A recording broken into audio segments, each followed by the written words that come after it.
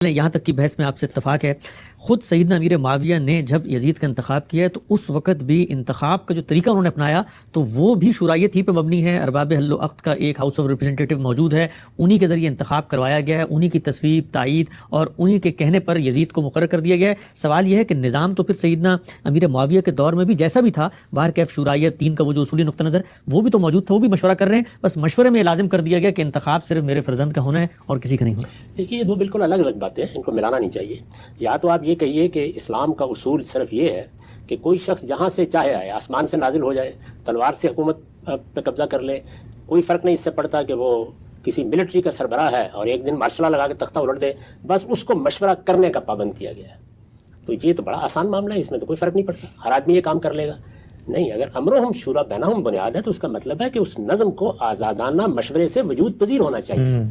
یعنی جمہوریت صرف اس چیز کا نام نہیں ہے کہ کوئی شخص جہاں سے بھی آئے گا وہ اپنی مرضی کے مطابق مشورہ کر لے گا, چاہے گا قبول کرے گا, چاہے گا قبول نہیں کرے گا. کوئی ملوکیت, کوئی آمریت بھی مشورے کے بغیر نہیں چلتی, مشورہ کرنا پڑتا ہے, امراء سے کرنا پڑتا ہے, اعیان و اکابر سے کرنا پڑتا ہے. تو معاویہ رضی اللہ عنہ نے بھی مشورہ کیا, لیکن مشورے کا ایک دائرہ تھا جس میں وہ کیا گیا ہے. یعنی وہ ایک بڑا فیصلہ کر رہے تھے, بہت بڑا فیصلہ کر رہے تھے. میرے نزدیک وہ فیصلہ محض یہ نہیں تھا کہ میرے بعد میرا بیٹا حکمران ہوگا یا کوئی اور ہوگا. یہ تو بڑا آسان فیصلہ تھا, اس کے لیے کوئی زیادہ تردد کی ضرورت نہیں تھی. وہ فیصلہ یہ کر رہے تھے کہ آئندہ اب یہ جو سلطنت ہے اس کا نظام کیا ہوگا. کیا یہ امرہم شورا بینہم کے اصول پر چلے گی, کیا اسی طریقے سے شورا کے ارکان بیٹھیں گے اور بیٹھ کے وہ جس کا چاہیں گے انتخاب کر لیں گے, کیا یہ اصول ہوگا؟ تو پھر میں نے عرض کیا کہ اگر وہ اس اصول کو اختیار کرتے تو ضروری تھا کہ اس کے لیے ایک ہاؤس آف ریپرزینٹیٹو متعین ہوتا. پھر وہ آپ کی ثوابدید پر نہیں ہو سکتا, پھر وہ علاقوں کی اور قوموں کی اور قبیلوں کی نمائندگی کرنے والا ایوان ہونا چاہیے. اگر آپ اس کو نہیں بنا سکتے تو انہوں نے یہ فیصلہ کیا.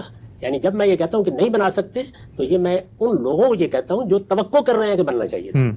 یعنی میرے نزدیک تو وہ حالات ہی نہیں ہیں, وہ سماجی شعور ہی نہیں ہے, دنیا بھی وہاں پہنچی ہی نہیں ہے, اس کا خیال ہی کیوں آئے گا. تو انہوں نے گرد و پیش میں دیکھا تو انہیں اندازہ ہوا کہ اتنی بڑی سلطنت کے لیے تو ایک ہی صورت ہو سکتی ہے, اور وہ یہ کہ ہم فیصلہ کر لیں کہ اب یہاں ملوکیت ہوگی. اس کے بغیر اس سلطنت کا نظم نہیں چلایا جا سکتا. اگر کوئی اور طریقہ اختیار کیا گیا تو خانہ جنگی پر خانہ جنگی ہوتی چلی جائے گی, مختلف لوگ اسی طریقے سے میدان میں آئیں گے, اور نتیجہ یہ نکلے گا کہ یہ سلطنت کے طور پر تاریخ کو منتقل ہی نہیں ہوگی, بلکہ چھوٹے چھوٹے علاقوں میں بٹ کے ختم ہو جائے گی.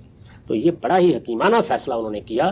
یعنی چونکہ مقابل میں کوئی اور چیز موجود نہیں ہے. دنیا میں جب آپ سیاسی فیصلے کرتے ہیں تو کوئی چیز اویلیبل ہونی چاہیے نا.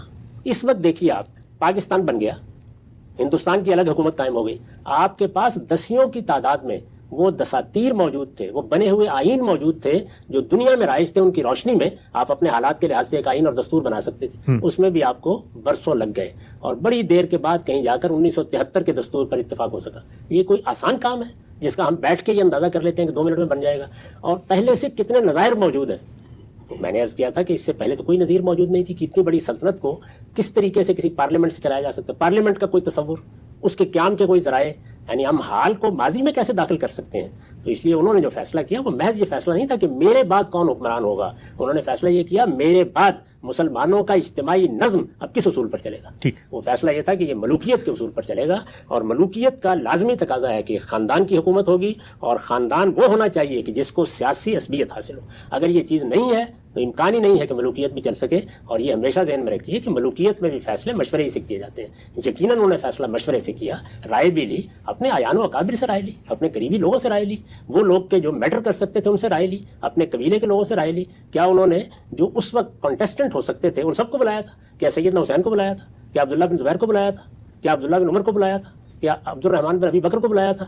یعنی جو نئی قیادت پیدا ہو رہی تھی ان سے مشورہ کیا تھا انہوں نے. ان کے بارے میں انہوں نے یہ کہا تھا کہ ان کو خاموش کرنے کے طریقے کیا ہیں, کیونکہ ملوکیت اس کو گوارا نہیں کر سکتی کہ اس کے مقابل میں آواز اٹھائی جائے. ملوکیت آپ کو ہر طرح کی آزادی دے سکتی ہے. اس وقت بھی آپ دیکھ لیں, یعنی آپ کے مرکز میں ملوکیت قائم ہے, وہ بہت سی آزادی دے گی. آپ خطبے دیں, آپ علم پھیلائیں, آپ کتابیں لکھیں, آپ یہ کریں, آپ وہ کریں, لیکن سیاسی اختلاف کی اجازت نہیں دیتی. بن ہی نہیں سکتی, چل ہی نہیں سکتی اس کے بغیر. وہ نہ مغل اس کی اجازت دیں گے, نہ عثمانی اس کی اجازت دیں گے, نہ عباسی اس کی اجازت دیں گے, نہ اموی اس کی اجازت دیں گے, نہ دنیا کی کوئی ملوکیت دے گی. تو معاویہ رضی اللہ عنہ نے جو فیصلہ کیا وہ فیصلہ اپنے بعد ایک شخص کو مقرر کرنے کا فیصلہ نہیں ہے, بلکہ یہ اصولی فیصلہ ہے کہ اب یہ نظم ملوکیت پر چلے گا. اور اس وقت کے لوگوں نے اس سے یہی میسج قبول کیا, اور بعد کے زمانوں میں آپ کے 26 کے قریب 1200 سال میں 26 کے قریب سلطنتیں قائم ہوئی ہیں, سب اسی اصول پر قائم ہوئی. ان میں سے کسی میں بھی کوئی دوسرا نظام نہیں اختیار کیا گیا. تو یہ وہ تاریخ کا جبر ہے جس کے سامنے آپ کے پاس کہنے کے لیے کچھ بھی نہیں ہے. اس لیے اس میں کسی ایک شخص کو مدعون نہیں ہونا چاہیے. اگر آپ نے کسی کو مجرم قرار دینا ہے تو پھر پوری مسلمان امت مجرم ہے کہ جو کوئی نظام نہیں بنا سکی امرهم شورا بینہم پر. اور بالآخر جب آپ کے نئے ملک بنے اور قومی ریاستیں بنی تو آپ کو مغرب کے بنائے ہوئے نظام کی ہر جگہ نکالی کرنی پڑی. ٹھیک ہے، ہم سب بات آپ کی سمجھ میں آ رہی ہے. ایک اور ضمنی اشکال آخر میں رکھتا ہوں، ایک مذہبی ذہن کے سامنے آتا ہے، وہ یہ کہ آپ کی پھر اس پوری گفتگو کا حاصل تو یہ ہوا کہ پھر خلافت سے ملوکیت تک کا سفر نہیں ہوا. ملوکیت ہی اصل تھی، پہلے جاری تھی، اسلام آیا، بیچ میں جمہوریت کا تھوڑا سا وقفہ ہے اور پھر ملوکیت شروع ہو گئی. سوال ذہن میں یہ آتا ہے کہ پھر اسلام نے جب ایک اصول دے دیا، ایک بات کر دی، شراب پہ پابندی لگا دی، اس کے بعد سے حرام پہلے بھلے لوگ پیتے ہوں اور چیزوں کے اندر فیصلہ کر دیا، تو اب سیدنا امیر معاویہ کے دور میں اگر وہ حالات سازگار نہیں تھے تو 20 سال حکومت رہی، سازگار بناتے اس کو، دین کی ہدایت پہ عمل کرنے کی طرف آگے بڑھتے. اسلام نے جب ایک دھارا بدلا ہے نظم اجتماعی اور انتخاب کے معاملے میں جمہوریت اور امرهم شورا بینہم سے، تو پھر اس کو واپس کیوں لوٹایا؟ آگے جاتے نا وہاں سے. یعنی وہ سب تنہا کرتے، کسی اور کی کوئی ذمہ داری نہیں تھی. ان کے مقابل میں جو لوگ آئے انہوں نے کیا کوئی نظام پیش کیا؟ میں یہی گزارش کر رہا ہوں کہ یہ ہم اصل میں حال کو ماضی میں داخل کر کے یہ کہتے ہیں کہ جس طرح ہم اس وقت جمہوریت کو ایک قابل عمل نظام کے طور پر دیکھ رہے ہیں، وہ بن گیا ہے، دنیا میں دساتیر موجود ہیں، ہمارا ایک ذہنی افق ہے، ہم کہتے ہیں کہ ایسے ہی معاویہ رضی اللہ عنہ کو بھی سوچنا چاہیے تھا. تو میں یہ کہتا ہوں کہ پھر باقیوں کو بھی سوچنا چاہیے تھا. جو لوگ مقابل میں کھڑے ہیں وہ کوئی اس کا حل پیش کر رہے ہیں؟ ان کی کوئی تجویز ہے؟ اگر تاریخ میں آپ کو ملے تو مجھے ضرور بتائیے گا. بعد میں جو خروج ہوئے ہیں وہ سارے کے سارے تو رسالت بآب صلی اللہ علیہ وسلم کی نسبت سے خاندانی بنیاد پر اپنے لیے حکومت طلب کر رہے ہیں. یہ کیا مطلب؟ اگر موقع ملے تو کبھی نفس زکیہ کی اور منصور کی خط و کتابت پڑھ لیجیے گا. یعنی کیا بعد میں جو لوگ اہل بیت میں سے اٹھے، جو لوگ علویوں میں سے اٹھے، جن لوگوں نے خروج کیے، انہوں نے یہ کہا کہ ہم یہ سمجھتے ہیں کہ امرهم شورا بینہم کی بنیاد پر نظم ہونا چاہیے اور اس کے لیے ہم یہ تجویز پیش کر رہے ہیں. میں تو یہ عرض کر رہا ہوں کہ مجھے مقابل میں بتائیے، کوئی فکر پیدا ہوگا تو معاویہ رضی اللہ عنہ کے بارے میں کہیں گے نا انہوں نے کیوں نہیں قبول کیا اس کو؟ کہ کوئی متبادل چیز موجود کوئی تھی. متبادل چیز آنی چاہیے پہلے سامنے. کیا وہ ان کے مقابل میں کھڑی ہوئی شخصیات پیش کر سکیں؟ ان کے بعد جن لوگوں نے بغاوتیں کی کیا وہ پیش کر سکے؟ بعد میں جو لوگ نئے علم لے کر اٹھے جیسے عباسی اٹھے وہ پیش کر سکے؟ 100 سال بعد پیش کر سکے؟ اور اس سے آگے بڑھ کر جب آپ کے ہاں آپ کا قانون مرتب ہونا شروع ہوا، یعنی آپ کی فکر، تو کیا آپ کے فقہا، آپ کے متکلمین پیش کر سکے؟ ہمارے ہاں تو بہت معذرت کے ساتھ یہ چیز اجماعی طور پر اختیار کر لی گئی کہ مسلمانوں کے ہاں خلیفہ اب قیامت تک صرف قریشی ہو سکتا ہے. یعنی جو فیصلہ رسول اللہ صلی اللہ علیہ وسلم نے اپنے بعد کے لیے کیا تھا، اس فیصلے کو مسلمانوں کے علم نے اس طرح سمجھا ہے. تو خدا کے لیے آپ اس حال کو ماضی میں داخل کر کے لوگوں کو مجرم نہ ٹھہرائیں. مسلمانوں کا پورا علم، وہ سارے کے سارے کیا کرنا چاہتے تھے؟ کیا کہیں گے کہ آپ کے تمام فقہا، تمام متکلمین یہ قریش کے اعلی کار بن گئے تھے؟ فکر کی سطح یہی ہے. یعنی وہ خیال کرتے ہیں کہ رسول اللہ نے جب کہا تھا کہ الائمۃ من قریش، تو اب قیامت تک قریشی ہی ڈھونڈنا پڑے گا. یعنی پاکستان بن گیا ہے. اب اگر آپ اپنی پرانی 1000 سال کی پوری فقہ کو دیکھیں یا علم کلام کو دیکھیں یا سیاسی مباحث کو دیکھیں تو وہ کیا کہہ رہے ہیں کہ پاکستان میں بے شک جمہوریت ہے، لیکن کون لوگ کانٹیسٹ کریں گے، امیدوار کون ہوں گے؟ قریشی ہو سکتے ہیں، ان میں سے کسی کا انتخاب کرنا ہے.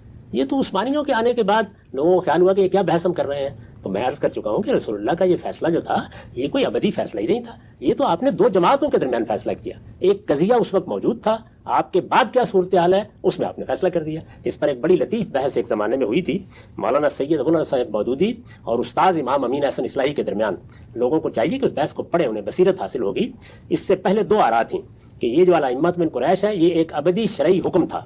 دوسرا نقطہ نظر مولانا ابوالکلام آزاد نے پیش کیا تھا کہ یہ خبر تھی، اطلاع دی گئی. استاد امام نے یہ کہا کہ یہ قضیے کا فیصلہ تھا، نہ یہ امر تھا نہ یہ خبر تھی.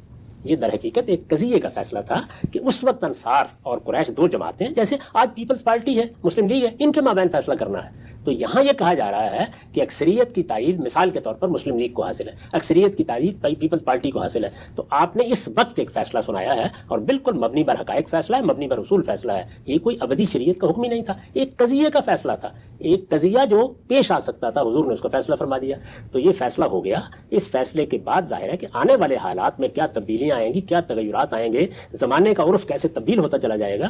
یہ فیصلے آپ کو کرنے تھے. آپ نے جو فیصلے کیے، میں یہ عرض کر رہا ہوں کہ اس میں کسی ایک شخص کو آپ متون نہیں کر سکتے. یہ اس زمانے کا جو کچھ دستور اور قاعدہ تھا اور عرف تھا اسی پر فیصلے ہوئے. یعنی جو جمہوری نظام قائم کیا گیا تھا وہ جمہوری نظام ایک محدود علاقے میں قابل عمل تھا، وہ چلا بھی، اس کو چلانے والے لوگ بڑے غیر معمولی تھے، انہوں نے اس کو کامیاب کر کے دکھایا. لیکن آگے کے لیے اس کو ایک باقاعدہ نظم میں تبدیل ہونا تھا. تو اگر آپ تبدیل کرنے میں کامیاب ہو جاتے ہیں تو یہ کیسے کامیاب ہوتے ہیں؟ یہ اوپر بیٹھا ہوا حکمران نہیں بنایا کرتا، یہ اصحاب فکر بنایا کرتے ہیں. यानी इस वक्त जो जमहूरी निज़ाम बना हुआ दुनिया में चल रहा है, ये असहाब फ़िक्र ने बनाया है, इसकी बुनियादें फ़लसफ़ियों ने कायम की हैं, हुक्मा ने कायम की हैं, इसमें बहुत गैर मामूली तसनीफ़ात हुई हैं, इसकी असासात वाज़े की गई हैं, फितरत में इसके मकासद मुतय्यन हुए हैं, उसके बाद फिर तजुर्बात से, ट्रायल और एरर से, सही और ख़ता से ये निज़ाम सदियों में जाके बना है। निज़ाम इस तरह बनते हैं, आप 20 साल में तवक्को कर रहे हैं कि मुआविया रज़ी अल्लाह अन्हु को इल्हाम हो जाता और वो बना देते, नहीं बन सकता था। जो कुछ था वो ये कि दुनिया में क्या हो रहा है, तो उन्होंने महसूस किया कि अब दो ही रास्ते हैं, या इसको छोड़ दिया जाए और लोग लड़ते मरते रहें और इस तरह पूरी सल्तनत टुकड़े टुकड़े हो जाए और अल्लाह के दीन की हिफाजत का जो बंदोबस्त कुरान के मुंतकिल करने का, सुन्नत का, हदीस का, वो सब की सब बिसात लपेट दी जाए और मुसलमान भी उसी तरह से सरगर्दां रह जाए जिस तरह के यहूद और नसारा हैं। और या ये है कि इस सल्तनत को कायम रखा जाए। उसके कायम रखने के लिए उन्होंने ये बिल्कुल शऊरी फैसला किया कि हम मलूकियत को इख्तियार कर रहे हैं। मेरे नज़दीक बहस ये नहीं है कि खिलाफत मलूकियत में बदली या नहीं बदली, यकीनन बदली और बहुत शऊर के साथ बदली और बहुत सही फैसले के नतीजे में बदली, इसके सिवा चारा ही कोई नहीं। खान साहब, बहुत ही अहम और बड़ी ही तारीख़ी अहमियत की गुफ्तगू आपने फरमाई। नए दरीचे वाह हुए, नए उक़्ते खुले। ये मजबूरी, वो मुतबादिल बयानियत तो ख़ुद सैयदना अमीर मुआविया के सामने तक क्या था, पहली दफ़ा आपने इस तरह खोल के बताया।